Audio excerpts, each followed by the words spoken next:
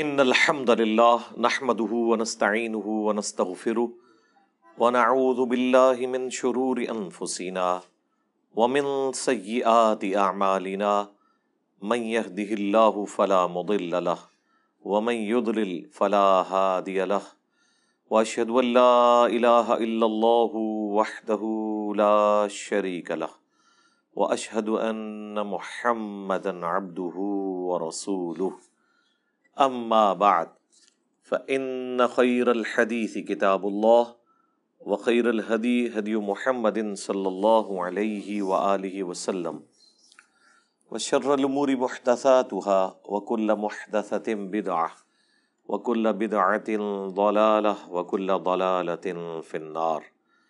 أعوذ بالله السميع العليم من الشيطان الرجيم من همزه ونفخه ونفثه. بسم اللہ الرحمن الرحیم. رب اشرح لی صدری ویسر لی امری واحلل عقدۃ من لسانی یفقهوا قولی. بسم اللہ الرحمن الرحیم.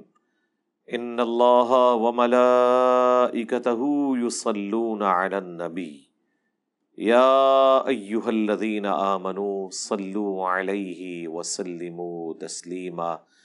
اللہم صلی علی محمد وعلی آل محمد کما صلیت علی ابراہیم وعلی آل ابراہیم انک حمید مجید. اللہم بارک علی محمد وعلی آل محمد کما بارکت علی ابراہیم وعلی آل ابراہیم انک حمید مجید.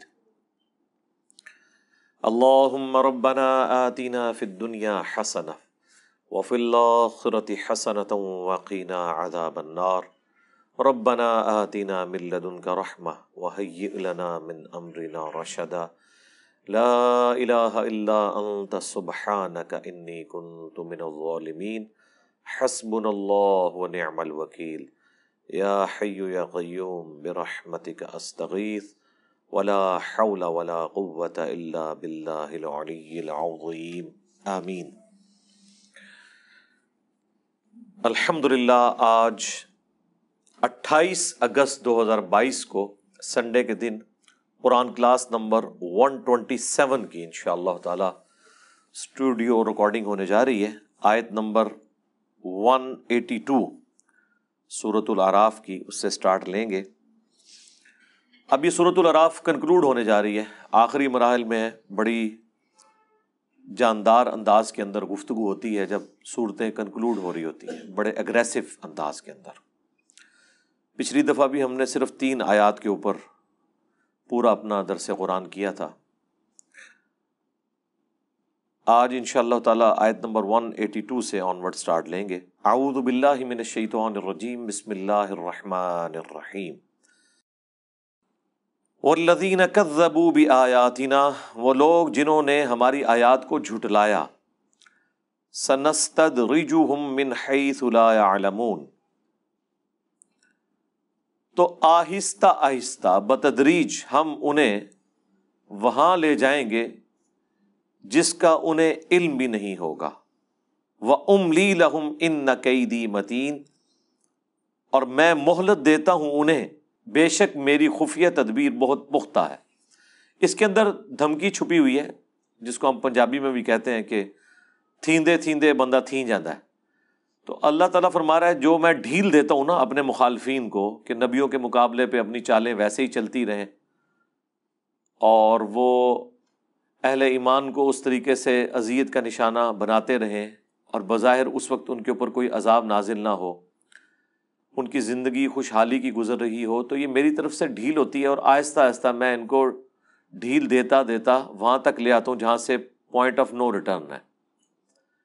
یعنی یہ بڑا خطرناک معاملہ ہے. ختم اللہ علی قلوبہم وعلی سمعہم وعلی ابصارہم غشاوہ، یہ وہ چیز ہے دلوں پر اللہ تعالیٰ کی طرف سے مور، آنکھوں پر، کانوں پر. اللہم لا تجعلنا منہم اللہم اہدنا فیمن ہدیت. اولم یتفکروا، کیا اب تک انہوں نے غور و تفکر نہیں کیا، ما بصاحبہم من جنہ، کہ ان کے جو صاحب ہیں یعنی رسول اللہ صلی اللہ علیہ وآلہ وسلم جو ان کی طرف انہی میں سے پیغمبر بنا کے مبعوث کیے گئے ہیں، ان پر کوئی جنوں کا اثر نہیں ہے، وہ مجنون نہیں ہے، دیوانے نہیں ہیں۔ ان ہوا الا نذیر مبین، وہ تو نہیں ہے مگر کھلا ڈر سنانے والے۔ اب ظاہر ہے کہ یہ ماضی میں آلموسٹ 13 سال مکی دور کے موجود ہیں، اس کی بنیاد پہ یہ کہا جا رہا ہے کہ شروع میں جن لوگوں کو یہ وہم لاحق ہو گیا تھا کہ نبی الاسلام کے اوپر کوئی آسیب کے اثرات ہو گئے ہیں، تو اب تو ان کا یہ وہم اتر جانا چاہیے کہ 13 سال آپ کی زندگی کا ایک کریکٹر بھی اب ان کے سامنے اعلان نبوت کے بعد کا، پھر قرآن حکیم میں جو اللہ تعالیٰ کی طرف سے محکم دلائل پیش کیے گئے ہیں وہ بھی سامنے ہے کہ کوئی مجنون شخص تو اس طرح کی باتیں کر ہی نہیں سکتا۔ دنیا میں بھی جو شخص ذہنی توازن کھو بیٹھے یا اس کے اوپر کوئی آسیب کا اثر ہو جائے، جنات کا اثر ہو جائے، تو وہ کچھ عرصے میں ہی پتہ چل جاتا ہے کہ یہ بندہ، اس کا ذہنی توازن درست نہیں رہا، یا اس کے اوپر کوئی ایسی چیز کا اثر ہو گیا جس کی وجہ سے وہ بہکی باتیں کر رہے ہیں۔ لیکن 13 سال کے اندر ایسا کلام کہ شعراء اپنا کلام پھاڑ دیں، فصاحت اور بلاغت کے اندر کوئی شخص ایسے شخص کا مقابلہ نہ کر سکے۔ پھر حد تو حد، صحیح مسلم میں جو ضماد نامی ایک شخص تھا جو جھاڑ پھونک کیا کرتا تھا، عربی میں ضماد کہتے ہیں ضاد کے ساتھ، وہ مکے میں کہیں آیا تو لوگوں نے اسے مشورہ دیا کہ تم رسول اللہ کا علاج کر دو، محمد کا، ظاہر ہے وہ تو اللہ کا پیغمبر نہیں مانتے تھے۔ تو انہوں نے کہا کہ ٹھیک ہے، مجھے لے چلو ان کے پاس، اور وہ نبی الاسلام کے پاس آیا اور عرض کی کہ میں علاج کرنا جانتا ہوں آسیب کا، جنات کا، تو اگر آپ چاہیں تو میں آپ کا علاج کر دیتا ہوں۔ بیسیکلی تو علاج کروانے آیا تھا وہ، اللہ نے اس کی قسمت میں ہدایت لکھی ہوئی تھی۔ تو رسول اللہ نے بھی اس بات کو کوئی نیگیٹو نہیں لیا، اس نے کہا کہ آپ بتائیں آپ کیا بات کرتے ہیں۔ تو نبی علیہ السلام نے تو قرآن تو بھی پڑھا ہی نہیں ہے، صرف خطبہ پڑھا۔ ان الحمد للہ نحمده ونستعینه ونستغفره ونعوذ باللہ من شرور انفسنا ومن سیئات اعمالنا من يهده الله فلا مضل له ومن يضلل فلا هادي له واشهد ان لا اله الا الله وحده لا شريك له واشهد ان محمدا عبده ورسوله۔ جناب کیا کیفیت طاری ہو گئی اس بندے کے اوپر۔ اس نے کہا جی ذرا ایک بار دوبارہ مجھے سنائے۔ تو نبی علیہ السلام نے یہی جب کلمات دوبارہ ریپیٹ کیے تو وہ کلمہ پڑھ کے مسلمان ہو گیا کہ یہ جس شخص کے اوپر اس طرح کے اثرات ہوں وہ اس طرح کی باتیں نہیں کرتا ہے۔ تو بڑا یونیک کلام ہے، قرآن نہیں تھا، صرف رسول اللہ کی فصاحت اور بلاغت سنی اس نے۔ تو اب یہ سب کچھ دیکھنے کے بعد ایٹ لیسٹ ان لوگوں کو تو ایمان لے آنا چاہیے تھا جو نبی علیہ السلام کے مخالفین تھے، اور انہوں نے علاج کے لیے اپنی طرف سے ایک بڑا ایکسپرٹ آدمی بھیجا۔ وہ ایکسپرٹ قائل ہو گیا کہ بھائی میں اس فیلڈ کا ایکسپرٹ ہوں، یہ شخص مجنون نہیں ہے۔ جو مجنون آپ کو گمان کر رہے تھے ان کی تو وہ فیلڈ ہی نہیں تھی، وہ تو صرف گالی گلوچ تک تھے، اندازے لگا رہے تھے۔ جو اس فیلڈ کا ایکسپرٹ ہے وہ کہہ رہا ہے کہ نہیں، یہ غیبی کلام ہے، یہ اللہ کا کلام ہے، یہ کوئی انسان نہیں بات کر سکتا اس طرح کی۔ لیکن دیکھیں ہدایت پھر بھی اسی اکیلے کو ہی ملی ہے۔ جس طرح کہ موسیٰ علیہ السلام کے مقابلے پر جادوگر ہی ایمان لے کر آئے، دوسرے جو دیکھنے والے تھے جو ان جادوگروں کو لے کر آئے تھے انہیں ہدایت نہیں ملی۔ ہونا تو چاہیے تھا جب جادوگر ایمان لے آئے کہ یہ جادو نہیں ہے تو تمہیں تو ویسے ہی ایمان لے آنا چاہیے، کیونکہ تمہاری تو فیلڈ ہی نہیں ہے۔ جن کی فیلڈ ہے وہ مان رہے جادو نہیں ہے۔ ہر فیلڈ میں اس فیلڈ کا ایکسپرٹ اس کی ایپیکس کو جانتا ہے۔ جادو زیادہ سے زیادہ کیا کر سکتا ہے ایک جادوگر ہی بتا سکتا ہے نا۔ جب جادوگر کہہ رہے کہ یہ جادو نہیں ہے تو جو اس فیلڈ کے لوگ نہیں ہیں انہیں تو کم از کم ایمان لے آنا چاہیے، نہیں لے کے آئے۔ اسی طریقے سے جب جھاڑ پھونک کرنے والا ایک شخص جو جنات کا اثر نکالنے والا ہو، وہ شخص یہ کلیم کر دے کہ یہ نبی مجنون نہیں ہے، واقعی یہ اللہ کے پیغمبر ہے، تو باقیوں کے تو انکار کی کوئی گنجائش ہی نہیں بنتی، باقی تو شاہی کوئی نہیں۔ ہاں سیدھی سی بات ہے. تو اللہ تعالیٰ فرما رہا ہے کہ تفکر کر کے دیکھ لیتے ان کے جو ساتھی ہیں ان کے اوپر کوئی جنات کا اثر نہیں. ان ہوا الا نذیر مبین، یہ تو نہیں ہے مگر کھلا ڈر سنانے والے. اولم ينظروا فی ملکوت السماوات والارض، کیا انہوں نے آسمانوں اور زمین کی وسیع مملکت میں، وما خلق اللہ من شیء، اور جو کچھ اللہ تعالیٰ نے پیدا فرمایا ہے اس میں غور و تفکر نہیں کیا؟ یعنی یہ آج تو آپ اس لیول پہ جا کے اسے دیکھ سکتے ہیں جو اس زمانے میں تو ایک عام کامن آبزرویشن کے اندر چند ایک جاندار تھے. اب تو میرے بھائی سائنس کی برکت سے ہمیں آسمانوں کی وسعتوں کا، کائنات کی وسعت کا، پلینٹس کی تعداد کا، زمین پہ بسنے والی اسپیشیز کا جو کچھ پتہ چلا ہے اس کا تو کروڑواں حصہ بھی اس زمانے کے لوگوں کو نہیں پتا تھا. اس کے باوجود انسان کی عقل دنگ رہ جاتی ہے. اللہ تعالیٰ نے جو مخلوقات انسان کے نفع کے لیے پیدا کی ہیں، چاہے اونٹ ہو، مویشی ہوں، بکری، گائے، اور ان سے جو ہم بینیفٹ حاصل کرتے ہیں، اس کے علاوہ اور مخلوقات، پھر زمین و آسمان میں اللہ تعالیٰ کی جو قدرت کی نشانیاں ہیں جو ایک 2000 سال پرانا شخص بھی آبزرو کر سکتا تھا اور آج کا انسان بھی، وہ تو کامن آبزرویشن ہے. ایک بیج کا 6 ارب گنا بڑا درخت بن جانا، ایک انڈے میں سے چوزے کا نکلنا، ایک تربوز میں سے اتنے بیج نکلنا کہ ہر بیج سے ایک تربوز نہیں کئی تربوز نکل آئے.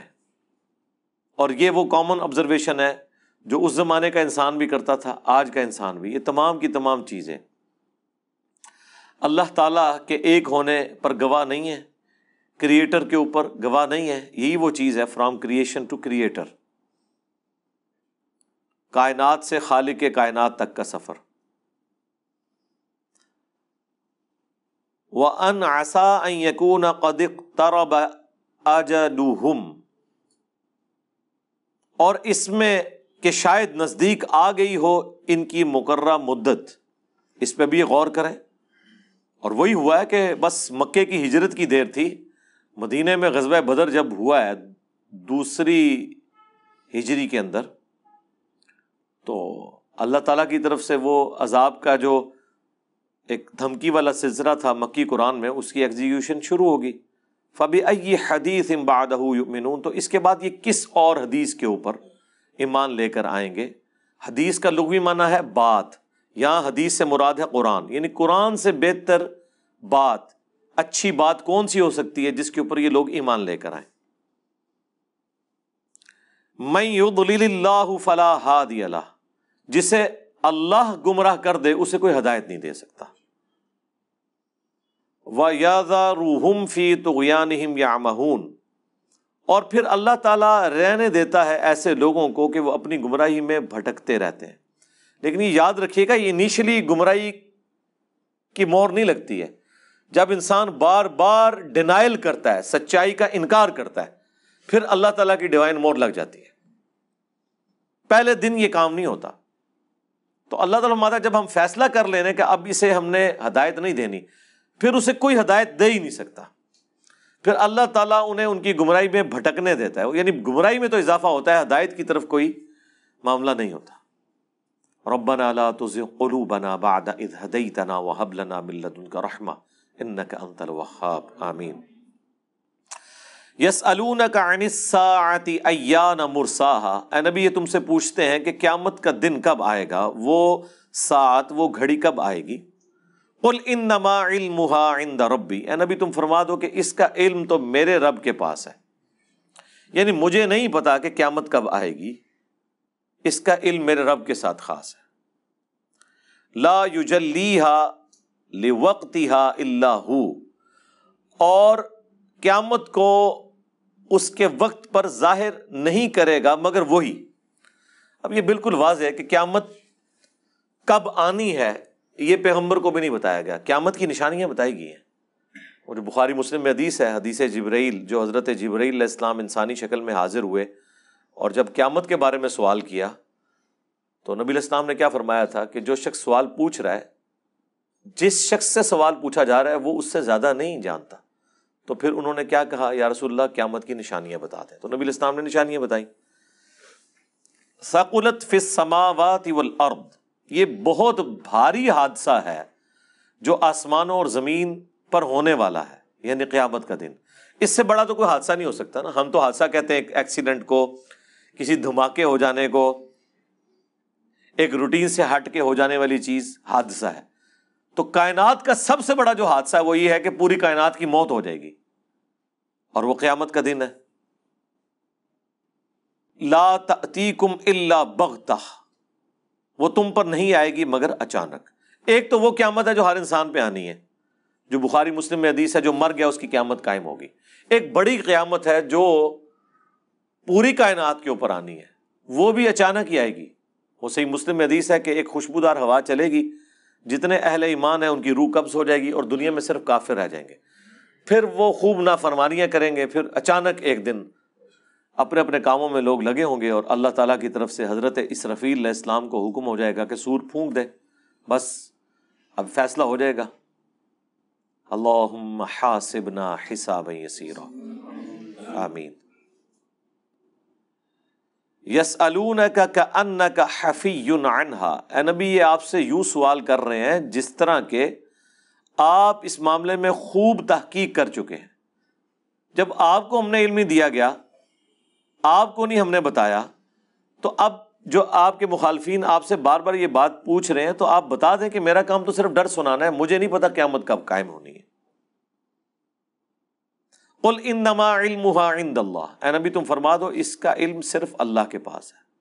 ولکن اکثر الناس لا يعلمون, لیکن اکثر لوگ اس بات کو نہیں جانتے. اکثریت حق سے غافل. اکثر کیا مسلمانوں کا یہ حال ہے, یعنی پوری جو کتاب لکھی ہے انہوں نے جال حق, مفتی احمد یار خان نعیمی صاحب نے علم غیب والے چیپٹر میں ان سے جب یہ سوال کیا گیا کہ آپ کہتے ہیں کہ نبی کو ہر چیز کا علم دیا گیا, تو قیامت کا انہوں نے کہا ہاں جی قیامت کا بھی دیا گیا. یہ ساری آیات انہوں نے اعتراض میں لکھی ہے. انہوں نے کہا جی اس کا جواب یہ ہے کہ یہ ہو نہیں سکتا کہ ایک شخص اللہ کا محبوب ہو اور اللہ تعالیٰ اسے قیامت کا علم نہ دے. اے دیکھ لو, یعنی یہ تو اسی طریقے سے ہے کہ کرسچنز کہیں کہ یہ ہو نہیں سکتا کہ ایک بندہ بغیر باپ کے پیدا ہو اور اللہ کا محبوب ہو اور اللہ اسے بیٹا نہ بنائے. یہ وہی ہے نا, کولوں گلا. اب اللہ تعالیٰ بار بار ایک آیت کے اندر کس لیول پہ اتر رہا ہے کہ اے نبی تم سے یوں سوال کر رہے ہیں جس نے تم نے تحقیق کر لی ہے, تم کہہ دو کہ میں ڈر سنانے والا ہوں. پھر دوبارہ یہ بات آ رہی ہے کہ آپ کہیں اس کا علم اللہ کے پاس ہے, اللہ جب چاہے گا اسے ظاہر کر دے گا. اب اس میں سے نکالنا کیا ہے؟ سپوز رسول اللہ کوئی سن بھی بتا دے, اس میں سے نکلے گا کیا؟ کیونکہ ہر شخص کی موت کا وقت تو الگ ہے. مجھے تو تب فائدہ ہے جب مجھے میری موت کا وقت بتایا جائے تاکہ میں اپنی لائف پلان کر لوں, اور وہ بھی ساتھ یہ بھی بتایا جائے کہ مرتے دم تک تمہاری صحت بھی اس قابل رہے گی کہ تم اپنے معاملات کو ریوزٹ کر سکتے ہو. اس کی کون گارنٹی دے سکتا ہے؟ کسی چیز کی کوئی گارنٹی نہیں ہے.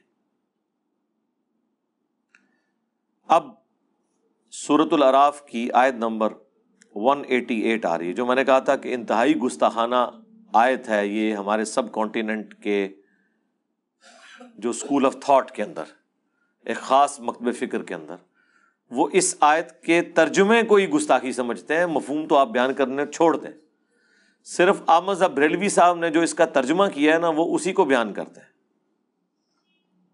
تو یہ چوک میں کھڑے ہو کر مسلمانوں کے سامنے کوئی بھی شخص اس آیت کا ترجمہ بیان نہیں کر سکتا, کیونکہ مسلمانوں کی اکثریت کے جو عقیدے ہیں وہ اس کے بالکل خلاف ہیں. اور صرف خلاف نہیں ہے, الٹا اس طرح کی باتیں کرنے کو گستاخی شمار کیا جاتا ہے. صرف عقیدہ خلاف بھی ہوتا نا تو کام چل جاتا. یہ کہہ کے کہ ہاں جی رفع الیدین کرنا بھی ثابت ہے اور بغیر رفع الیدین بھی ثابت ہے, ٹھیک ہے وہ کر لیتے ہیں نا, ٹھیک ہے بھائی آپ ہمیں نہ چھیڑیں, ہم آپ کو نہیں چھیڑیں گے. اب قرآن میں اگر ایک عقیدہ بیان ہو تو اب یہ کوئی نہیں کہہ سکتا کہ یہ عقیدہ جو آپ بیان کر رہے ہیں یہ بھی درست ہے اور اس کے مخالف بھی درست ہے, یہ تو کوئی کہہ ہی نہیں سکتا.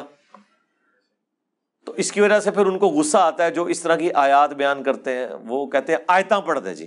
ہمارے یہاں ایک اسٹوڈنٹ تھے, جب نیا نیا ہم نے دعوت کا کام شروع کیا تو ایک کالج کا بچہ تھا, تو اس کے والد جو ہے پریشان ہو کے تو وہ میرے پاس آیا کہ جی آپ نے میرے بچے کو ایسی آیتیں دی ہیں کہ وہ سائیکو ہو گیا.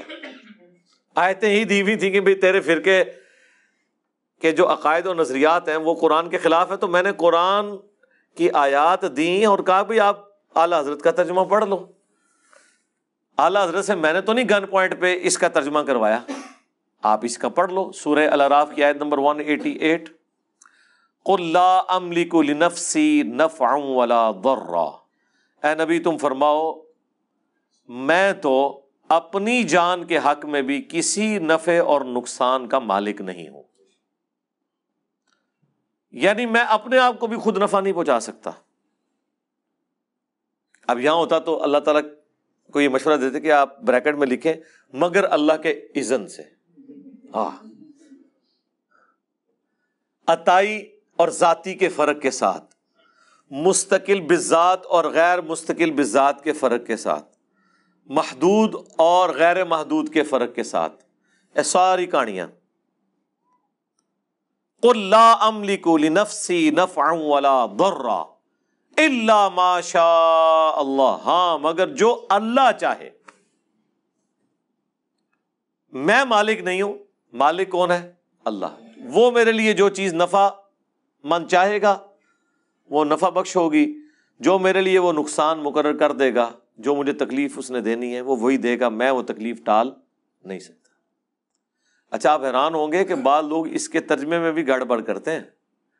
وہ کہتے ہیں یہ جو آیا نا کہ اے نبی تم فرماؤ میں اپنی جان کے لیے بھی نفع اور نقصان کا مالک نہیں ہوں الا ماشاء اللہ، لیکن جتنا اللہ نے مجھے اختیار دیا ہوا ہے وہ اس پاسے ٹر پیندے نے. ہاں مگر جو اللہ چاہتا ہے نا اتنا میں نفع کا مالک ہوں، نقصان کا مالک ہوں اپنا. لیکن قرآن میں تو باطل نہ آگے سے داخل ہو سکتا ہے، نہ پیچھے سے، نہ دائیں سے، نہ بائیں سے. یہ آیت مکمل تو نہیں ہوئی. اس آیت میں اللہ تعالیٰ نے اسے دوسرے انداز میں ہی بیان کر دیا ہے تاکہ کوئی یہ والا مطلب لے ہی نہ سکے. کیسے؟ وَلَوْ كُنْتُ أَعْلَمُ الْغَيْبِ، اگر میں خود سے غیب جان لیتا، میں فورسی کر لیتا کہ مستقبل میں کیا ہونے والا ہے، لَاسْتَكْثَرْتُ مِنَ الْخَيْرِ، تو میں خیر کثیر جمع کر لیتا. وَمَا مَسَّنِيَ السُّوءُ، اور مجھے کبھی کوئی تکلیف نہ پہنچتی. میں پہلے ہی فورسی کر لیتا کہ غزوہ احد میں اس جگہ پہ میرے دانت شہید ہونے ہیں، میں اس جگہ پہ جاتا ہی نہ، میرے دانت شہید ہوتے ہی نہ. اگر مجھے یہ پتا ہوتا کہ یہ 50 تیر اندازوں نے میری حکم عدولی کرنی ہے، ان میں سے 35 نے، اور وہ درہ چھوڑنا ہے اور غزوہ احد کی واضح فتح شکست میں بدل جانی ہے، تو حضور پہلے ہی کہہ دیتے کہ جی مجھے پتا ہے کہ تم یہ درہ چھوڑ دو گے تو تکڑا ہوں چھوڑنا نہیں جائے. حضور کو تو نہیں پتا تھا. بخاری کے الفاظ ہیں تم دیکھو کہ چیل اور کوے آ کے ہماری لاشیں اٹھا رہے ہیں، نوچ رہے ہیں، تب بھی تم نے درہ نہیں چھوڑنا. اس سے آگے کوئی شخص کس طرح کسی کو سمجھا سکتا ہے؟ پھر بھی چھوڑ دیا. اور اس کا نقصان صرف امت نے نہیں اٹھایا، نبی الاسلام کے بھی 4 دانت شہید ہوئے، بخاری مسلم میں آیا. اتنا خون بہہ گیا کہ شہادت کی خبر مشہور ہو گئی. اور قرآن میں پھر وہ آیات نازل ہوئیں، وما محمد الا رسول قد خلت من قبلہ الرسل افإن مات او قتل، محمد تو نہیں مگر ایک رسول، ان سے پہلے بھی اور رسول گزر چکے ہیں، اگر یہ مر جائیں یعنی کہ وصال شریف فرما جائیں، یا قتل ہو جائیں یعنی کہ شہید ہو جائیں، تو کیا تم اپنے دین سے الٹے قدم پھر جاؤ گے؟ اور جو کوئی الٹے قدم پھیرے گا وہ اپنا نقصان کرے گا، اللہ کا کوئی نقصان نہیں کرے گا. اور اللہ تعالیٰ شاکرین کو جزا دے گا، یعنی ثابت قدم رہنے والوں کو. تو اب اندازہ کریں کہ نبی الاسلام کے دانت مبارک شہید ہو گئے، غلطی کس کی تھی؟ ساتھیوں کی، صحابہ کی، امت کی. اور وہ غلطی بھگتنی کسے پڑی؟ سب کو، انکلوڈنگ نبی الاسلام کو. ہونا تو چاہیے تھا نبی الاسلام اس تکلیف سے نہ گزرتے. تو مجھے بتائیں جب رسول اللہ صحابہ میں موجود ہوں، اللہ تعالیٰ پھر بھی غلطی کا لحاظ نہ کرے اور اس لیول کے اوپر اس کا جواب دے کہ وقت کا پیغمبر وہ بھی افیکٹو ہو اس کا، تو آج رسول اللہ تو دنیا میں موجود نہیں ہے. آج ہم یہ کیسے کہہ سکتے ہیں کہ یا اللہ اپنی مرضی کی زندگی گزاریں گے لیکن جو کچھ بھی ہے تیرے محبوب کی امت سے ہیں؟ جب محبوب دنیا میں تھے اور ڈائریکٹ دعائیں ان کی ہمارے ساتھ تھیں، تب بھی محبوب کی نافرمانی کرنے کے اوپر نہ صرف ماننے والوں کے اوپر عذاب آیا بلکہ نبی علیہ السلام کو بھی تکلیف سے گزرنا پڑا۔ آج رسول اللہ ہم میں موجود بھی نہیں اور ہم دھڑلے کے ساتھ نافرمانیاں کریں اور امید کریں کہ نبی علیہ السلام کی دعاؤں کا حصہ ہمیں مل جائے گا۔ عقل کام کرتی ہے آپ کی؟ کمپیریزن کروا کے دیکھیں۔ تو اگر میں غیب جان لیتا تو خیر کثیر جمع کر لیتا اور مجھے کبھی کوئی تکلیف نہ پہنچتی۔ ان انا الا نذیر، میں تو نہیں ہوں سوائے اس کے کہ ڈر سنانے والا ہوں، و بشیر لقوم یؤمنون، یا پھر بشارت دینے والا ہوں ان لوگوں کو جو کہ ایمان لے آئیں، بات مان لیں۔ بس دو ہی کام ہوتے ہیں پیغمبر کے، بشیر اور نذیر۔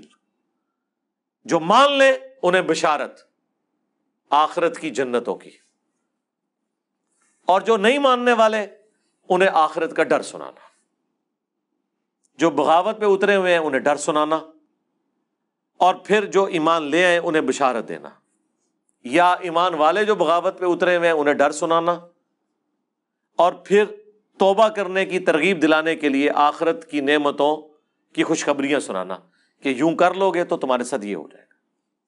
تو یہ میرے بھائیوں، اس کے اندر ایک آیت کے اندر استعانت کا عقیدہ بھی کلیئر ہو گیا کہ کوئی کسی کو نفع نقصان دے ہی نہیں سکتا، تو جب دے نہیں سکتا تو پھر پکار کے کیا کر رہا ہے۔ اور سب سے بڑی اگزامپل اگر کسی شخصیت کی پیش کی جا سکتی تھی تو وقت کے پیغمبر کی تھی۔ مجھے بتائیں اگر رسول اللہ کا یہ سٹیٹس ہے تو بابت شاہی کوئی نہیں۔ اسی لیے پھر وہ آپ کو کہتے ہیں آپ نے قرآن ڈائریکٹ نہیں پڑھنا، آپ گمراہ ہو جائیں گے۔ اچھا جی انڈائریکٹ پڑھا دیں، لیکن جو قرآن میں لکھا ہوا ہے وہی بتانا ہے۔ ادھے وچ کیڑی شے نکل رہی ہے وہ نہیں دسنی، جیڑی باہروں نظر آ رہی ہے وہ تو دسو نا اللہ دے بندو۔ اور یہ ہمیں یہ بتانا چاہ رہے ہیں کہ قرآن نعوذ باللہ کوئی اتنی دھوکے والی کتاب ہے کہ باہر سے کچھ اور نظر آ رہا ہوتا ہے، اندر اس کے اندر کچھ اور ہے۔ تو قرآن تو یہ نہیں کہہ رہا، قرآن تو کہہ رہا ہے کتاب فصلت آیات، اس کی آیات اللہ نے کھول کھول کر تفصیل کے ساتھ بیان کر دی ہیں۔ وَلَقَدْ يَسَّرْنَا الْقُرْآنَ لِلذِّكْرِ فَهَلْ مِن مُدَّكِرٍ، قرآن نصیحت کے لیے اللہ نے آسان کر دیا ہے، کون ہے جو اس سے نصیحت حاصل کرے۔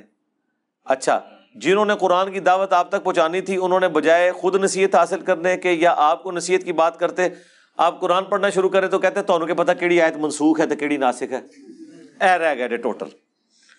اور یہ جو آپ کو کہہ رہے ہیں نا اسے خود بھی نہیں پتا کہ قرآن میں کتنی آیات ناسخ ہیں کتنی منسوخ ہیں۔ ٹوٹل 5 آیات ہیں جو منسوخ ہیں، 6500 آیات میں وہ جو 5 آیات منسوخ ہیں اس کی وجہ سے آپ کو وہ باقی کی آیات نہیں پڑھنے دے رہا، اور وہ جو منسوخ ہیں اس سے کسی کے عقیدے پہ کوئی فرق نہیں پڑ رہا۔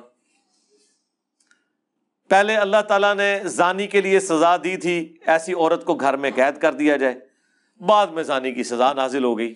اب مجھے بتائیں اس سے یا علی مدد کیسے ثابت ہو جائے گا، یا شیخ عبد القادر جیلانی کیسے ثابت ہو جائے گا ناسخ و منسوخ سے؟ پہلے اللہ تبارک و تعالیٰ نے وصیت کرنا فرض کیا تھا، بعد میں اللہ تعالیٰ نے وراثت کی آیات نازل کر دی کہ اب اس ترتیب کے ساتھ اس ایکویشن کے مطابق آپ نے تقسیم کرنا ہے مرے ہوئے شخص کی وراثت کو۔ اس سے قرآن کے کس عقیدے میں کوئی فرق پڑ گیا؟ اس طریقے سے یہ دھوکہ دینے کی کوشش کرتے ہیں۔ پہلے آیا تھا کہ ایک مسلمان جو ہے وہ 10 کے اوپر بھاری ہے، پھر جب مسلمان زیادہ تعداد میں ہو گئے ایمان کا لیول وہ نہیں رہا، اس وجہ سے نہیں کہ پرانے والوں کا ایمان نیچے آ گیا، اس وجہ سے کہ جو نئے والے تھے ان کا ایمان اس لیول کا نہیں تھا، تو اوورآل ریشو پروپورشن تو گرے گا۔ پھر اللہ نے کہا کہ ایک مسلمان 2 پہ بھاری ہے، اے جی ناسخ و منسوخ، ٹھیک ہے۔ پھر کہیں گے جی بسم اللہ کی کنسٹرکشن بتائیں۔ سرکار بسم اللہ کی عربی کنسٹرکشن بتائیں نہ بتائیں، بسم اللہ اللہ ہی کے نام سے شروع ہونا ہے، شیطان کے نام سے نہیں شروع ہونا، نہ عبد القادر جیلانی کے نام سے شروع ہونا ہے۔ یہ جو کڈنا کہ جے وہ دسو، تسی جو کڈنا کاٹ دو، نکالنا صرف یہ ہے کہ آپ کو متنفر کروانا ہے کہ آپ نے قرآن کی طرف نہیں آنا۔ باتیں ٹھیک ہے لیکن فہم ٹھیک نہیں۔ اچھا آپ بتائیں فہم کیا لینا ہے؟ فارم وہ لینا ہے جو اس میں لکھا ہوا ہے نا، ایگزیکٹ اسے الٹ کر کے فارم لینا ہے. ہمیں پتہ چل گیا ویسے فارم لینا بھی ہمیں آ گیا ہے کہ جو لکھے ہے نا وہ نہیں مننا بالکل. یعنی لکھا ہے نا ایاک نعبد و ایاک نستعین، تو اس کے الٹ چلنا ہے. یہ فہم ہوتا ہے. فہم کا مطلب ہے الٹ چلنا ہے ان کی نظر میں. ہاں، اور یہ اس وجہ سے ہے کہ ان کا فہم یہی ہونا چاہیے جو سورۃ الاعراف میں ہی گزر چکا ہے کہ جو لوگ اللہ کی آیات سے روگردانی کرتے ہیں نا، چھٹلاتے ہیں، تو جب وہ ہدایت کا راستہ دیکھتے ہیں نا اس سے روگردانی کرتے ہیں، انہیں وہ گمراہی نظر آتی ہے. اور جب گمراہی کا راستہ دیکھتے ہیں اسے وہ اپنا راستہ بنا لیتے ہیں. جو قرآن میں اللہ نے جگہ جگہ کہا کہ شیطان نے ان کے برے اعمال ان کی نظروں میں سنوار دیے ہیں. تو یہ حالت ہے جی. کس کس چیز کا رونا رویا جائے. علم الغیب کے اوپر میں نے تفصیلی ویڈیو مسئلہ 6A اور B علم الغیب سے متعلق فرقہ وارانہ نظریات کا تحقیقی جائزہ وہ ریکارڈ کروا دیا. وہ آپ دیکھ سکتے ہیں. کئی سال پہلے میں ایک بریلوی عالم کے پاس بیٹھا ہوا، تو میں نے ان کے سامنے وہ حدیث بیان کی مسند احمد کی، اور امام بخاری کی کتاب الادب المفرد میں ہے. ایک شخص نے کہا یا رسول اللہ ما شاء اللہ و شئت، اے اللہ کے رسول جو اللہ چاہے اور جو آپ چاہیں. تو نبی اسلام نے فرمایا اجعلتنی للہ ندا، کیا تو نے مجھے اللہ کے مقابلے پہ کھڑا کر دیا؟ ابھی میں نے حدیث اتنی بیان کی ہے نا، تو وہ مولانا صاحب کہتے ہیں جی آپ اس کا مطلب کیا لے رہے ہیں؟ میں نے کہا جو ہے وہی مطلب لے رہے ہیں. کہتے ہیں نہیں یہ مطلب نہیں اس کا. اس کا مطلب یہ ہے کہ نبی علیہ السلام پوچھ رہے تھے کہ مجھے آپ نے اللہ تو نہیں بنا دیا ہوا؟ یعنی اگر اللہ بنا کے مجھے کہہ رہے ہو نا جو اللہ کی مرضی اور جو نبی آپ کی مرضی، پھر تو ہے شرک. اور اگر اللہ بنائے بغیر پھر خیر. میں کہا رکو ذرا صبر کرو، ابھی حدیث مکمل نہیں ہوئی ہے. حدیث کے اگلے الفاظ اس کی حفاظت کرتے ہیں، جس طرح اس آیت کے اگلے الفاظ نے حفاظت کی کہ اگر میں خود سے غیب جان لیتا تو میں خیر کثیر جمع کر لیتا اور مجھے کبھی کوئی تکلیف نہ پہنچتی. غیب وہی ہے جو اللہ بتا دیتا ہے، جب نہیں بتاتا تھا نہیں پتا ہوتا تھا. اگلے الفاظ اس حدیث میں یہ ہیں قل بل ما شاء اللہ وحدہ، بلکہ کیا ہے جو اکیلا اللہ چاہے. تو اب ان الفاظ نے وہ معاملہ ہی ختم کر دیا کہ جی اللہ سمجھتے ہوئے نہیں کہہ سکتے، بغیر اللہ سمجھ. رسول اللہ نے تو کہہ دیا تم کو اکیلے اللہ جو چاہے. ہونا چاہیے تھا وہاں نبی علیہ السلام فرماتے ہیں کہ نہیں اس طرح کر لو، مستقل بذات، غیر مستقل بذات، عطائی، ذاتی، محدود، غیر محدود. کنیاں کہانیاں انہوں نے بنائی ہیں، اندازہ کرو. تو وہ مولوی خاموش ہو گیا، اس کے پاس جواب نہیں تھا. میں نے کہا یار یہ تم لوگ کیا کرتے ہو اللہ کے بندو. پھر وہ جو مسلم کی حدیث ہے، ایک جو صحابی خطبہ دیتے ہوئے کہہ رہے تھے من یطع اللہ ورسولہ فقد رشد، جو اللہ اور رسول کی اطاعت کرے وہ کامیاب ہو گیا. ومن یعصہما، اور جو ان دونوں کی نافرمانی کرے فقد غوا، تو وہ بہک گیا بے شک. جملہ بالکل درست تھا کانٹیکسٹ میں کہ جو اللہ اور اس کے رسول کی اطاعت کرے وہ کامیاب ہوا، اور جو ان دونوں کی نافرمانی کرے وہ بہک گیا. کانٹیکسٹ میں جملہ بالکل درست تھا، لیکن نبی علیہ السلام نے فرمایا بئس الخطیب انت، کتنا برا خطیب ہے تو کہہ ومن یعص اللہ ورسولہ فقد غوا، جو اللہ رسول کی نافرمانی کرے وہ گمراہ ہوا. تو نے یہ کیوں کہا کہ جو ان دونوں کی کرے؟ صرف وہ کہتا نا ان دونوں کی، پھر بھی کچھ چانسز تھے. جب وہ یہ کہہ چکا کہ جو اللہ رسول کی اطاعت کرے وہ کامیاب ہوا اور جو ان دونوں کی نافرمانی کرے وہ گمراہ ہوا، تو کانٹیکسٹ میں جملہ بالکل درست تھا. وہ اللہ رسول کو پہلے الگ کر چکا ہوا تھا، لیکن نبی علیہ السلام نے کہا دوبارہ بھی الگ کرنا ہے. ہائے ہائے ہائے، یہ امام الموحدین ہی کہہ سکتے ہیں. اور یہ حدیث ابو داؤد میں ہے، وہاں تو آگے الفاظ ہیں قم اذهب، اٹھ اور نکل جائے ادھر سے، یعنی میٹھے انداز میں فرمایا. توحید تو پھر میٹھے انداز میں نہیں ہوتی نا. مولانا اسحاق صاحب والی بات کہ بھائی جب توحید بیان ہوئے گی تو گستاخی تو آٹومیٹکلی ہو جائے گی. توحید میں یہ تو نہیں کہا جائے گا کہ اللہ نال بابے بھی ہوندے نے.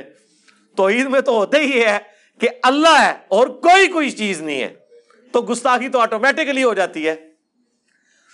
اسی طریقے سے یہ مولانا اسحاق نے تو اتنا ہی فرمایا تھا. اس میں نے ویلیو ایڈیشن کی ہے کہ جب حدیث بیان کی جائے گی نا، جب نبی علیہ السلام کی بات کی جائے گی تو بابوں کی گستاخی آٹومیٹکلی ہو جائے گی، کیونکہ بابے تو بالکل الٹ بات کر کے گئے ہیں. جب آپ یہ بات کریں گے کہ نبی علیہ السلام نے یہ فرمایا اور بابا تو وہ ہے جس نے اپنا مرید نگاہ مار کے جلا دیا ہے.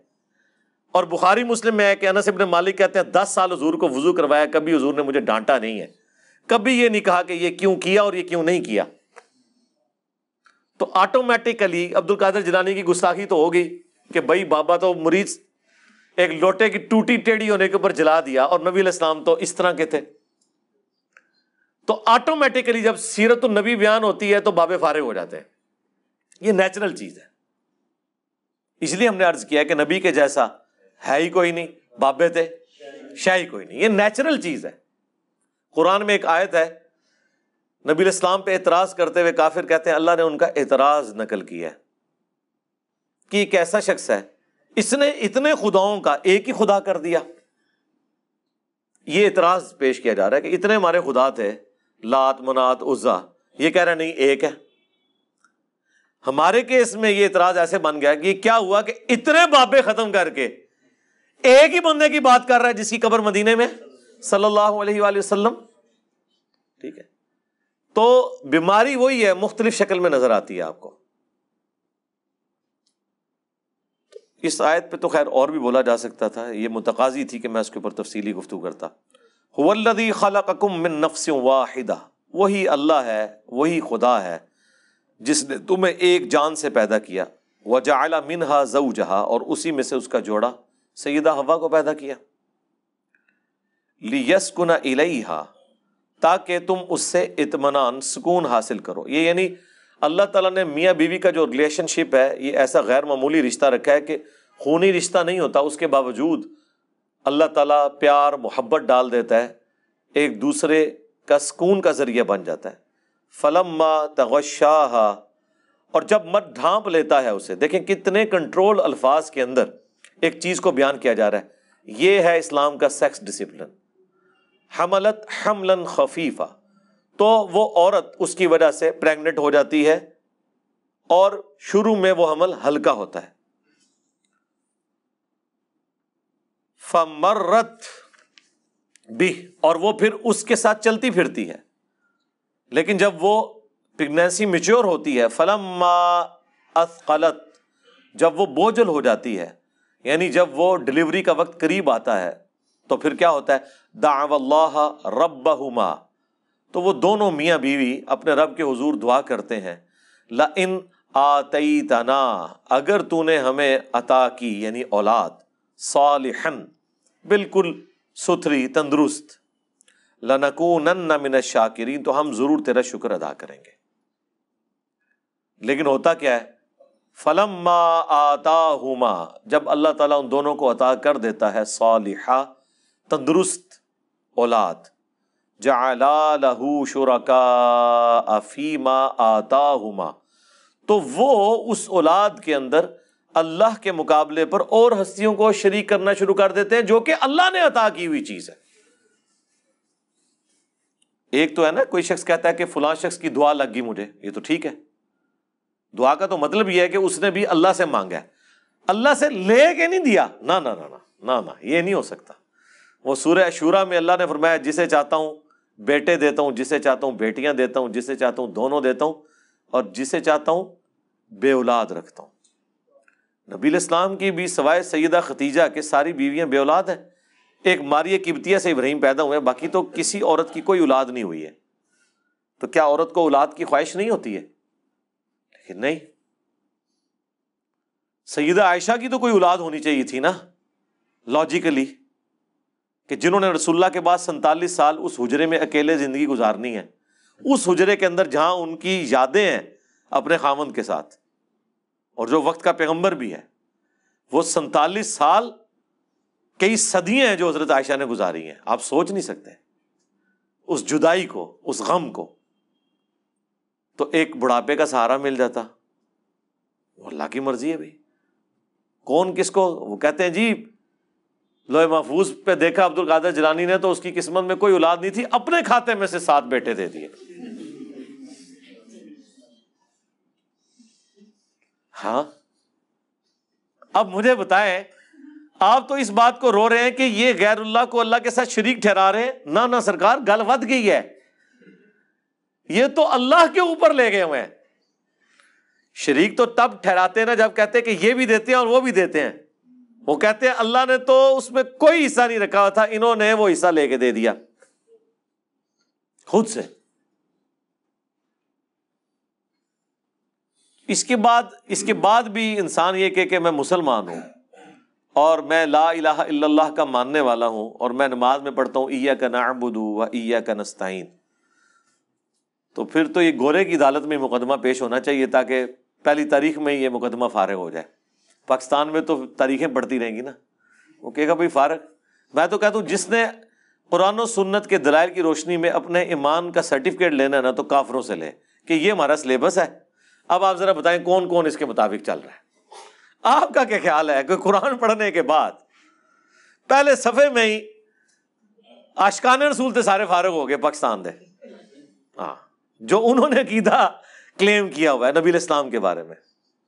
اور یہ کوئی حیران کن بات نہیں ہے. اب بعض اوقات لوگ سوچ رہے ہوں گے کہ یار یہ کیسے ہو سکتا ہے کہ ایک بندہ حضور کے لیے جان دینے کے لیے تیار ہے اور اس کا عقیدہ ہی خراب ہے. جی ہو سکتا ہے, کیونکہ ان سے زیادہ لوگ کرسچنز ہیں جو حضرت عیسیٰ علیہ السلام کے لیے جان دینے کے لیے تیار ہیں, اور وہ اس سے آگے بڑھے ہوئے ہیں کہ انہوں نے جیزس کرائسٹ کو اللہ کا بیٹا تسلیم کر لیا ہے, جو کہ ان کے نزدیک بھی کفر ہے. اگر 2.25 ارب کرسچنز شرک کر سکتے ہیں تو 15, 20, 25 کروڑ بریلوی شرک نہیں کر سکتے؟ وہ اتشاہی کوئی نہیں.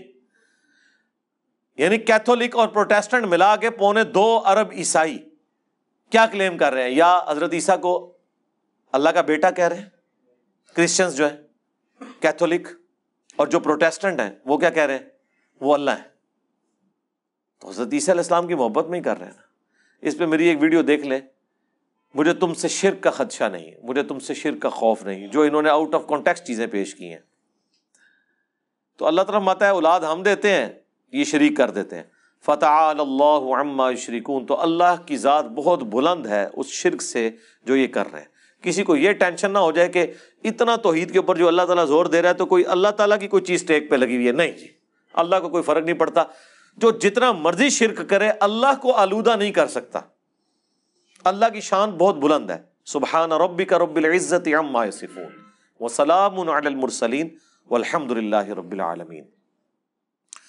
ایشرکون ما لا یخلق شیئا وہم یخلقون, کیا شریک بنا رہے ہیں انہیں جس نے پیدا نہیں کیا کسی بھی چیز کو, الٹا وہ چیزیں خود پیدا ہوئی ہیں. اب چاہے یہ انبیاء کے بارے میں کلیم ہو یا بتوں کے بارے میں, دونوں ہی پیدا ہوئے ہیں نا. بت بھی انسان خود تراشتا ہے, پیغمبر نے اپنے آپ کو خود تو نہیں پیدا کیا, اللہ نے اسے پیدا کیا. اس کا بھی دنیا میں آنے کا وہی ذریعہ بنایا جو باقی انسانوں کا. تو اللہ تعالیٰ ہمارا جو خود پیدا ہوا ہے اس کو اس شخصیت, اس ہستی کے ساتھ اس کے مقابلے پہ کھڑا کر رہے ہو کہ جو لم یلد ولم یولد ہے. وَلَا يَسْتَطِيعُونَ لَهُمْ نَصْرًا وَلَا أَنفُسَهُمْ يَنصُرُونَ, اور وہ ہستیاں جن کو یہ کلیم کیے ہوئے ہیں وہ طاقت ہی نہیں رکھتے انہیں کوئی مدد پہنچانے کی, اور نہ وہ اپنی مدد خود کر سکتے ہیں. آپ یہ باتیں کرنا کہہ رہی ہے بتانے بارے گل ہو رہی ہے جی, ٹھیک ہے جی. باقیوں نے اپنی مدد خود کر لی ہے. جب درباروں پہ بم پھٹ رہے تھے تو کس بابے نے باہر نکل کے بم پکڑا ہے؟ 1965 کے اندر بھی سوشل میڈیا ہوتا نا, ہاں, تے سارے پل جڑے نے نا انہاں دی کہانیاں کھل جانیاں سن, جو اے بابے نکل کے جی سبز چولے چ نکلے سن جی. بابے ویسے کدھر نے آج کل؟ یہ سیلاب آیا ہوا ہے, دریاؤں پہ ڈیوٹی ہے نا ان کی, کدھر نے دیکھ لیں. تو بھائی جسے فٹ اسے گفٹ. وَإِن تَدْعُوهُمْ إِلَى الْهُدَىٰ, اگر تم انہیں ہدایت کی طرف بلاؤ, لَا يَتَّبِعُوكُمْ, تو وہ تمہاری پیروی نہیں کریں گے. سَوَاءٌ عَلَيْكُمْ أَدَعَوْتُمُوهُمْ أَمْ أَنْتُمْ صَامِتُونَ, ان کے لیے برابر ہے خواہ تم انہیں بلاؤ یا خاموش رہو. یہ بتوں پہ تو تعویل خاص کے اعتبار سے ہے, باقی بھی جو مر چکا ہے اس کو آپ اس طرح بلا کے تو اپنے ساتھ کوئی انٹریکشن کروا نہیں سکتے. جسے فٹ اسے گفٹ. باقی انبیاء کے بارے میں تو آپ آیات پہلے بھی پڑھ چکے ہیں سورۃ المائدہ میں کہ عیسیٰ ان کی ماں نہ تمہارے نفع کے مالک ہے نہ نقصان کے. وہاں تو اللہ تعالیٰ نے مینشن بھی کر دیا یہاں نبی علیہ السلام کے لیے بھی سورۃ الاعراف کی آیت نمبر 188 میں آ گیا کہ میں اپنی جان کے لیے نفع نقصان کا مالک نہیں ہوں. ان الذین تدعون من دون اللہ، بے شک وہ جنہیں تم پکار رہے ہو اللہ کے سوا، عباد امثالکم، وہ بھی تمہاری طرح اللہ کے بندے ہیں. فادعوہم، تو انہیں پکارو، فلیستجیبوا لکم ان کنتم صادقین، اگر تم سچے ہو تو ہونا تو چاہیے کہ وہ تمہاری پکار سن لیں، چاہے وہ بت ہوں چاہے مرے ہوئے بزرگ ہوں. کوئی جواب تو آنا چاہیے. جی دیکھیں یہ کیوں کہتے ہیں یا آل القبور، چونکہ سن رہے ہوتے ہیں تو بھائی جواب آیا کہ دیتا انہوں اگے بھی ٹورو نا، یا تو ہی رک گئے ہو، اگے بھی ٹورو. وعلیکم یا کیوں نہیں آندا اگوں؟ ہاں جی یا تو آگے اڑ جاتے اگے ٹوریا کرو انہوں جی، اگے ٹورو. تو اللہ تعالیٰ ہمارا ان کو پکار کے دیکھو، اگر سچے ہو نا تم اپنے دعوے میں تو ہونا چاہیے کہ تمہاری پکار کو سنے. اگر سچے ہو تم لوگ، الہم ارجل یمشون بہا، کیا ان کے کوئی پاؤں ہیں جس سے یہ چل سکے؟ کہتے دیکھا کہ بوتا دے بارے نے تو بتوں کے پاؤں نہیں بنائے ہوئے ہوتے انہوں نے، پاؤں تو ہوتے ہیں نا. تو اللہ تعالیٰ کہہ رہا ہے کیا ان کے پاؤں ہیں جو چل سکتے؟ پاؤں تو ہیں لیکن وہ چل نہیں سکتے. اسی طریقے سے جو قبر کے اندر بھی لیٹا ہوا ہے پاؤں اس کے ہیں اگر سلامت ہے ہاں. تو بار اللہ تک کنفرم سلامت ہے کہ اس کے پاؤں نظر آ رہے ہیں، اندر والے کو تو پتہ ہی نہیں کہ کیا ہے اندر. چلو سپوز اس کے بھی ہیں تو وہ چل سکتا ہے. ام لہم ایدی یبطشون بہا، کیا ان کے کوئی ہاتھ ہیں جس سے پکڑ سکے؟ ام لہم اعین یبصرون بہا، کیا ان کی آنکھیں ہیں جس سے دیکھ سکے؟ ام لہم آذان یسمعون بہا، یا ان کے کوئی کان ہے جس سے وہ سن سکے؟ قل ادعوا شرکاءکم، اے نبی ان سے کہو کہ پکارو اپنے شریکوں کو، ثم کیدون فلا تنظرون، اور پھر تم جو کچھ میرے خلاف سازش کر سکتے ہو نا، چل سکتے ہو چلو، اور مجھے کوئی مہلت بھی نہ دو. ان ولی اللہ الذی نزل الکتاب، میرا تو حمایتی اور پشت پناہ وہ اللہ ہے جس نے یہ کتاب نازل کی ہے. وَهُوَ يَتَوَلَّى الصَّالِحِينَ، اور وہ صرف میرا پشت پناہ نہیں ہے، تمام نیکوکاروں کا جو اللہ کو پکارنے والے ہیں، موحدین ہیں، سب کا پشت پناہ ہے وہ. وَالَّذِينَ تَدْعُونَ مِن دُونِهِ، اور جن کی تم پرستش کر رہے ہو، جن کو تم پکار رہے ہو اللہ کے سوا، لا يستطيعون نصرکم، وہ تمہاری مدد نہیں کر سکتے، ولا انفسهم ينصرون، اور نہ وہ اپنی کو مدد کر سکتے ہیں. مطلب انہوں نے کیا مدد کرنی ہے، وہ تو اپنی مدد بھی نہیں کر سکتے. وَإِن تَدْعُوهُمْ إِلَى الْهُدَىٰ لَا يَسْمَعُوا، اور اگر تم بلاؤ انہیں کسی ہدایت کی طرف تو بات نہیں سن سکتے، کسی کوئی راستے کی طرف.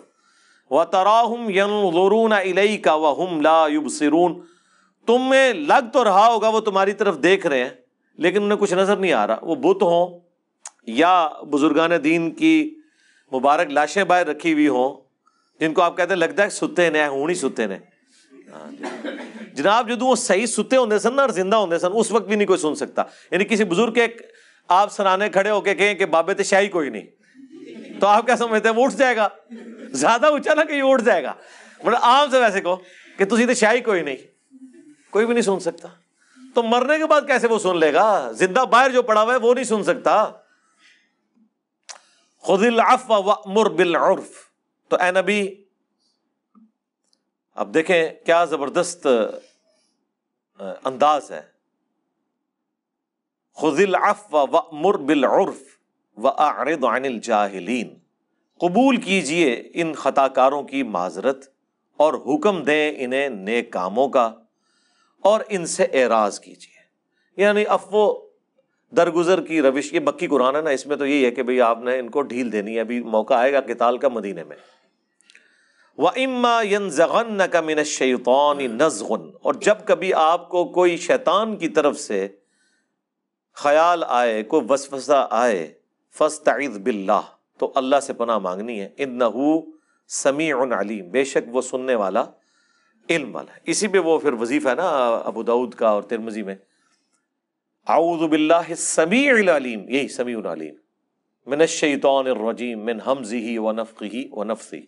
باقی اس کے اوپر میری تفصیلی ویڈیو ہے، مسئلہ 83A شیطانی وسوسے اور ان کا علاج.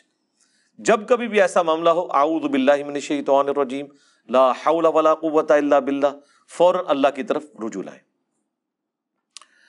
ان الذین اتقوا اذا مسهم طائف من الشیطان، بے شک جو تقوی کی روش اختیار کرنے والے لوگ ہیں، جب انہیں شیطان کبھی چھوتا ہے کسی خیال سے، تذکروا، فوراً خدا کو یاد کرتے ہیں، فاذا هم مبصرون، تو ان کی آنکھیں کھل جاتی ہیں. جیسے ہی اللہ کا ذکر آئے گا شیطان بھاگ جائے گا. سیدھی سی بات ہے. ہمارے محلے میں بھائی کہتے ہیں جی داتا صاحب مجھے روزانہ ملتے ہیں. میں نے کہا آپ ملنے ہیں تو آپ نے پڑھنا ہے اعوذ باللہ من الشیطان الرجیم. کہتا ہے نہیں گستاخی ہو جائے گی. میں نے کہا آپ میرے سامنے پڑھے تو میں تو اپنی گستاخی نہیں سمجھوں گا، سوائے اس کے کہ جو شیطان ہے وہ اپنی گستاخی سمجھے گا نا. میں تو نہیں غائب ہوتا، پڑھو، میں نہیں غائب ہوتا. ٹھیک ہے. تو دیکھیں ان کو شیطان نے اس لیول تک کیا کہ وہ کہیں بزرگ ناراض نہ ہو.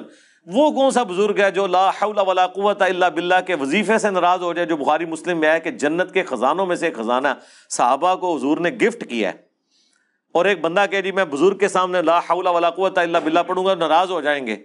کیوں ناراض ہوں گے؟ یہ تو منو شیطان سمجھ لیا. اور بھائی یہ تو ویسے ہی وظیفہ ہے، اس میں اعظم ہے.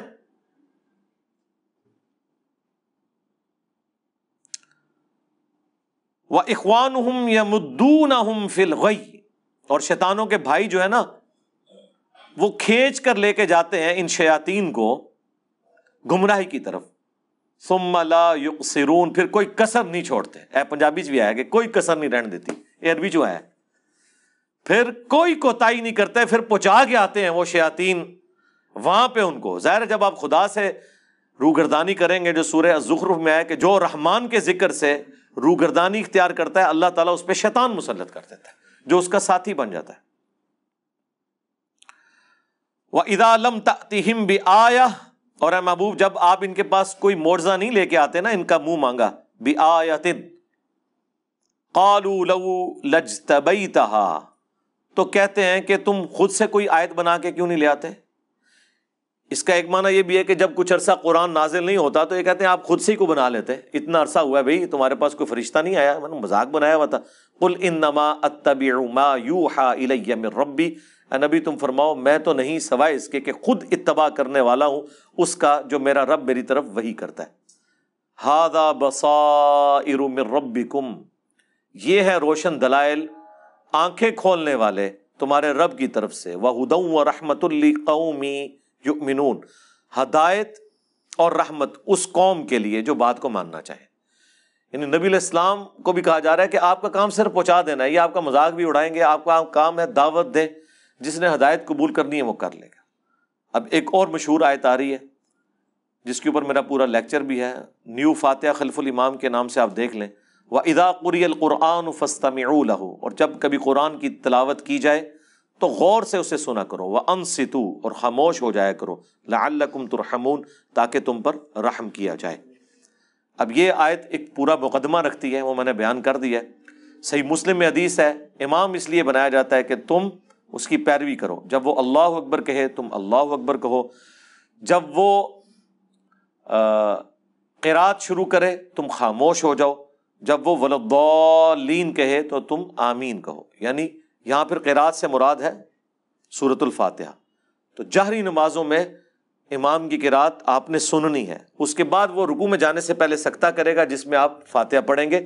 اگر وہ سکتہ نہیں کرتا تو آپ کا سن لینا کافی ہے. ایک پورا تفصیلی ایک ٹاپک ہے، نیو فاتحہ خلف الامام، امام کے پیچھے فاتحہ پڑھنا.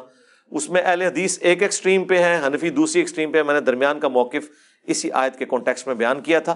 نماز کے علاوہ بھی جہاں پر بھی قرآن پڑھا جا رہا ہو، بشرطے کہ وہاں پہ قرآن سننے کے لیے لوگ بیٹھے ہوئے ہیں. یہ نہیں کہ یہاں آپ اپنا کام کر رہے ہیں اور ایک بندہ آگے ادھر کیسٹ اونچی آواز میں کوئی تلاوت کی لگا دیتا ہے، وہ کوئی پابند نہیں آپ سننے کے. یا امام مسجد نے اسپیکر میں لگا لیے، کوئی پابند نہیں آپ سننے کے. سیدھی سی بات ہے. کس چیز کی پابندی ہے؟ یہ تو زبردستی ہے. ٹھیک ہے.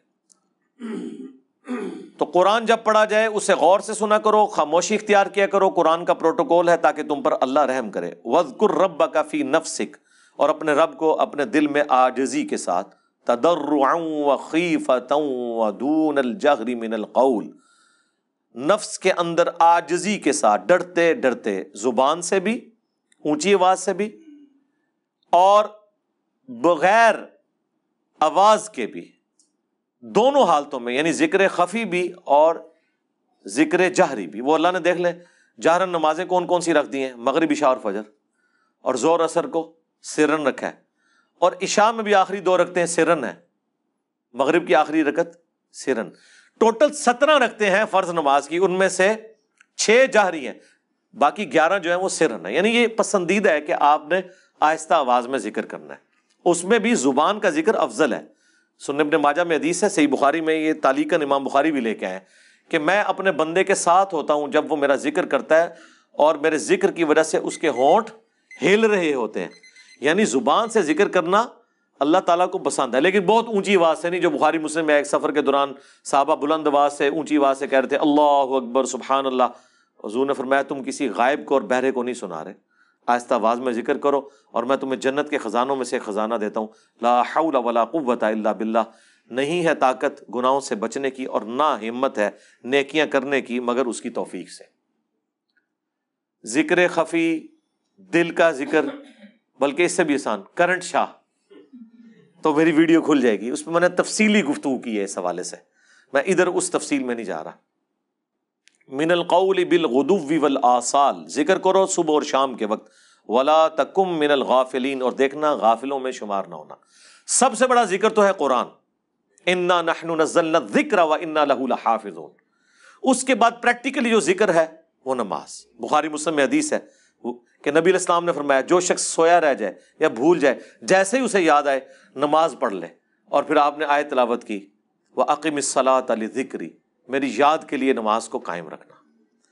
یعنی اور کسی وقت کوئی ذکر کرے نہ کرے، ان 5 اوقات میں تو آبلیگیٹری ہے کہ آپ نے اللہ کو یاد کرنا ہے، چاہتے نہ چاہتے ہوئے، ڈیوٹی سمجھ کے۔ ویسے تو اللہ سے انسان غافل ہی نہ ہو، نبی علیہ السلام کا جو اوڑھنا بچھونا ہے، ٹوائلٹ میں جاتے وقت بھی اللہ کو یاد کر رہے ہیں، اللہم انی اعوذ بک من الخبث والخبائث، اے اللہ میں شریر جنوں اور جنیوں سے تیری پناہ میں آتا ہوں۔ باہر نکل کے غفرانک، سوتے وقت دعا ہے اللہم بسمک اموت و احیا، جاگتے وقت الحمدللہ الذی احیانا بعد ما اماتنا و الیہ النشور، ہر کام شروع کرنے سے پہلے بسم اللہ، مسجد میں جانے کی دعا، مسجد سے نکلنے کی دعا، ہر جگہ اللہ کا ذکر۔ پھر صبح شام کے ہم نے تو یہ 27 کے قریب اذکار لکھ دیے ہیں، فرض نماز کے بعد 17 کے قریب اذکار ہیں، یہ بلو کارڈ اور گرین کارڈ آپ پڑھ کے دیکھیں کتنا کچھ ہے۔ تو ہر وقت اللہ کو یاد رکھنا ہے، غافل نہیں ہونا اللہ سے۔